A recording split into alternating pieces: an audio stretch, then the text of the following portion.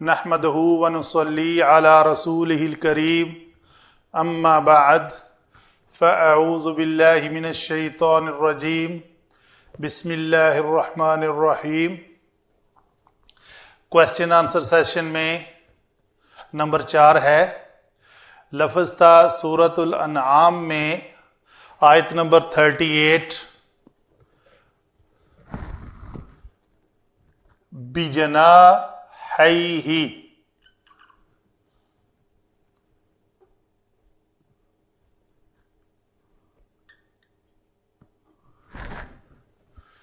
تو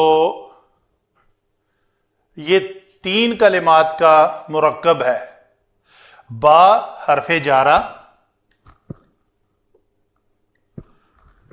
ہا ضمیر مجرور متصل ہو کر مضاف الیہ، تو جس کے بعد مضاف الیہ آ رہا ہے تو یقیناً وہ مضاف ہوگا، تو یہ مضاف ہے۔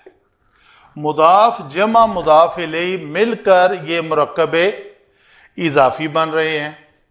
یہ ہیں جناح، ایک پر، جناحین دو پر، دو پروں والے جانور، کوا کبوتر، تو اس کے 2 پر ہیں، اپنے 2 پروں کے ساتھ۔ تو قاعدہ یہ ہے کہ جب مرکب اضافی میں مضاف میں چاہے تثنیہ کا چاہے جمع کا نون آ جائے تو اس کو گرا دیتے ہیں۔ یہ لفظ تھا یدانی ابی، لہب نہیں لکھتے، سورۃ اللہب کی آیت ہے، یہ بھی وہی پوزیشن ہے۔ اس طرح کی 2-3 ایگزامپل میں نے اکٹھی کر لی تاکہ بات سمجھ آ جائے۔ تو کیا کریں گے، یہ مضاف ہے، یہ مضاف الیہ ہے، اس نون کو گرا دیں گے۔ یدانی ابی، یہ مضاف ہے، یہ مضاف الیہ ہے، اس نون کو گرا دیں گے۔ یہ مضاف ہے، یہ ضمیر مضاف الیہ ہے، اس نون کو گرا دیں گے۔ تو ہمارا جو مطلوبہ لفظ ہے وہ جب ہم نون کو گرا دیا جب ہم نے، تو اس کا لفظ کیا بنے گا، بجناحی۔ نون گر گیا نا، صرف ہا کے بعد یا رہ گئی۔